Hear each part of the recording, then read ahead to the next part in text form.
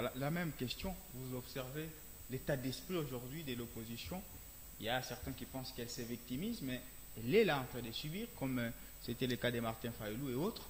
Il y a des propos qu'on est en train de suivre, des vidéos de partout où on interdirait à un candidat de fouler ses pieds sur un sol quelconque en République démocratique du Congo. Est-ce que vous ne craignez pas pour cette campagne électorale? Elle semble être la plus électrique possible. Merci beaucoup, M. JC. Il est très important de rappeler ici que dans mes propos précédents, j'ai condamné tous les actes qui vont dans le sens des divisions. Aujourd'hui, nous devons éviter le népotisme, le clientélisme et le populisme également, parce que ça ne nous amène nulle part. Certes, l'opposition peut se dire qu'elle est victimisée, l'opposition également crée la diversion au sein de la population congolaise. Raison pour laquelle il ne faudrait pas prendre avec beaucoup plus de considération ces messages venant de l'opposition sous prétexte que l'opposition est victimisée. Et ce n'est pas une stratégie venant de la même opposition. Je rappelle ici les projets de société de Martin Fayoulou. Il parlait de la citoyenneté, rapproché par rapport au projet de l'UDPS, le peuple d'abord. Mais comment expliquer que l'homme qui prône la citoyenneté, les citoyens au centre de la gestion de la chose publique, mais il refuse que ces poulets ne soient pas candidats? Comment expliquer cela? C'est-à-dire que vous avez un projet de société que vous-même, vous ne maîtrisez pas.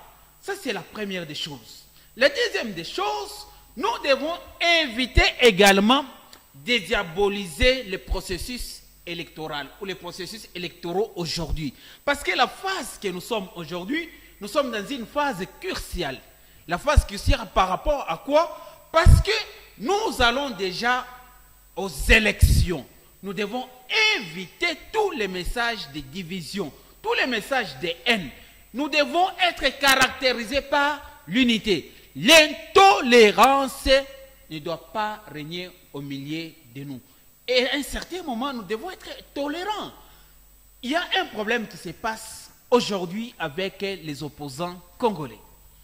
Ils trouvent que... Là, vous tapez trop sur l'opposition. Je rappelle qu'on devait, ou on doit encore avoir Calais Banza, parce qu'il nous a confirmé de sa présence. Mais donc, écoutez, quand on tape sur l'opposition, parce qu'on prend, je dirais, c'est pièce contre pièce. Pourquoi pièce contre pièce? C'est l'opposition qui a commencé la stratégie médias en ligne.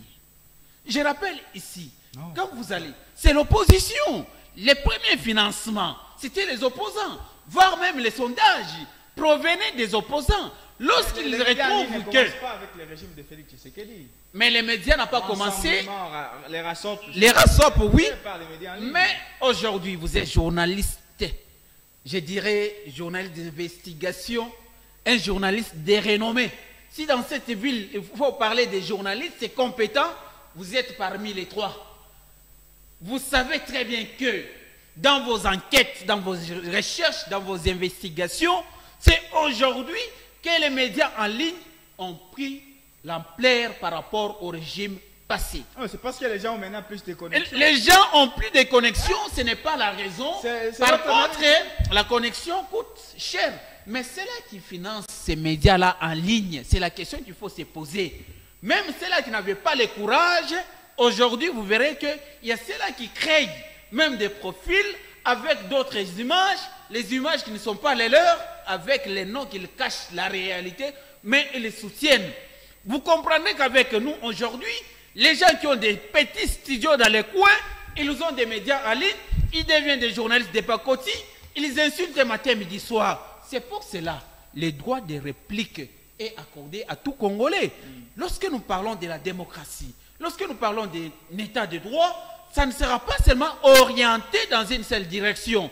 Et lorsqu'il y a l'action, il doit y avoir également la réaction. C'est ce qui se passe aujourd'hui. L'opposition doit arrêter de mentir sous prétexte qu'elle est victimisée. L'opposition n'est pas victimisée. Nous sommes les seuls pays au monde aujourd'hui, s'il faut parler de la démocratie, l'opposition tient les meetings librement, accompagné par la police. Toutes les marches de l'opposition, nous avons vu. La seule marche qui a été réprimée, c'est la marche où nous avons vu les opposants avec les armes.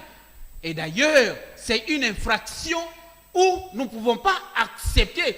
Nous étions dans l'opposition. 37 ans, nous n'avons jamais pris une machette, nous n'avons jamais pris une arme, même une arme blanche.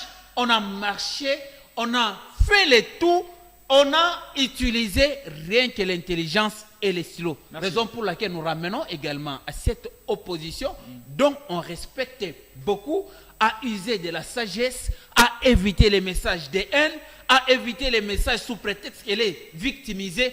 Allons aux élections, que les meilleurs gagnent. Alors, Maître Alain Kazadi, est-ce que c'est possible, parce que là, vous appelez quand même à la tolérance, à l'unité du pays, est-ce que cette unité est-elle possible dans une campagne électorale? D'ailleurs, vous avez dit, on ne peut pas se donner des cadeaux, c'est de la bonne guerre, dans une campagne électorale où il y a d'abord les ambitions personnelles, donc les ambitions de chaque candidat, de chaque camp politique, et c'est possible de privilégier, malgré ça, la cohésion nationale, où on se déchire d'abord un mois, et puis on va recoller les morceaux après.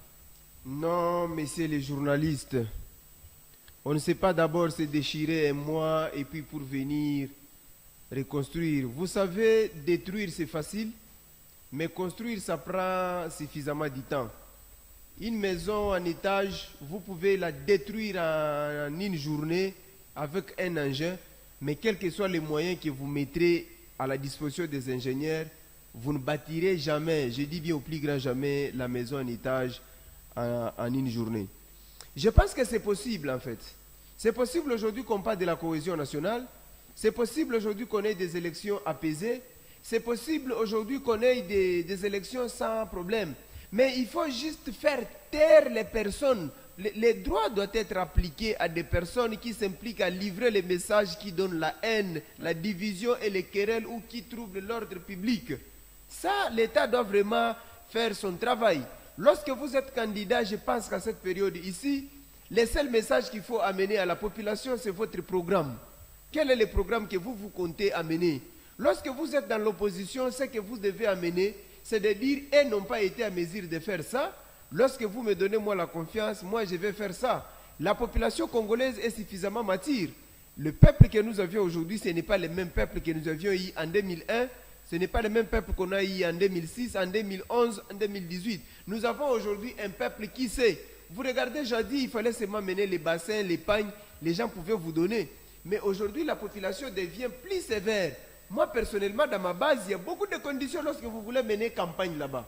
Tout ce qu'il faut éviter en tant que nous, acteurs politiques, il faut éviter les discours qui ont toujours tendance à créer des problèmes ou perturber l'ordre public.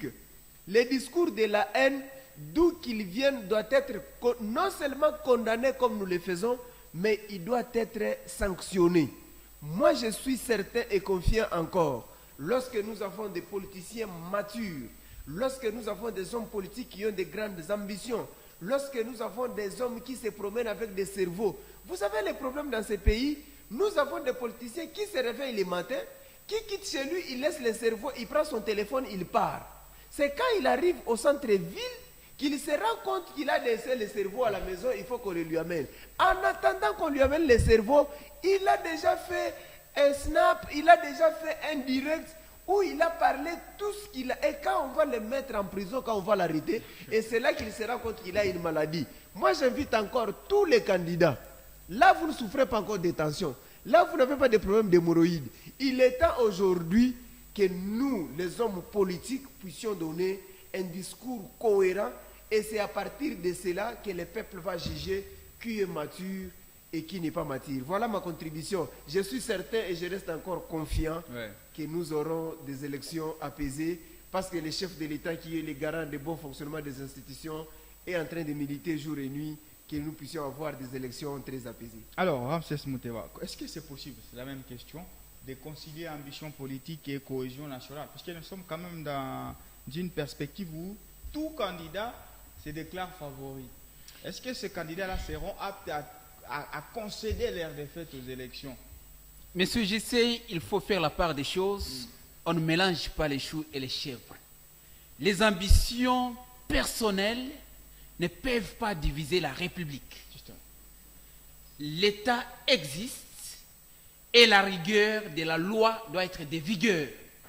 Si aujourd'hui, il y a ceux-là qui pensent que les ambitions personnelles peuvent diviser la République, ils se foutent les doigts dans l'œil.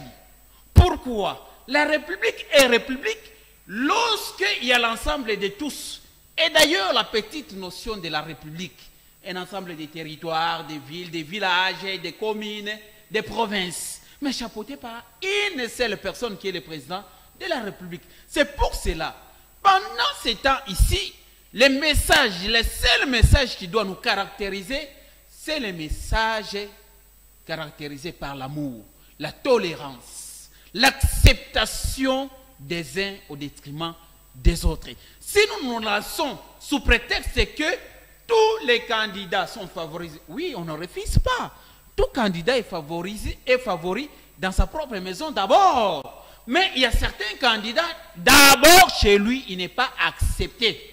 Comment il peut se dire qu'il est favori?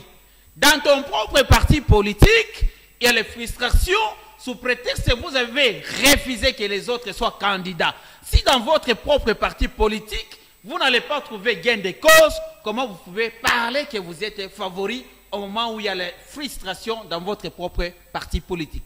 C'est pour cela, en regardant tout ce qui se passe, en observant tout ce qui se passe, les bêtises qu'ils ont commises dans leur propre parti politique, ils les lancent au sein de la République sous prétexte que nous sommes marginalisés, nous sommes victimisés.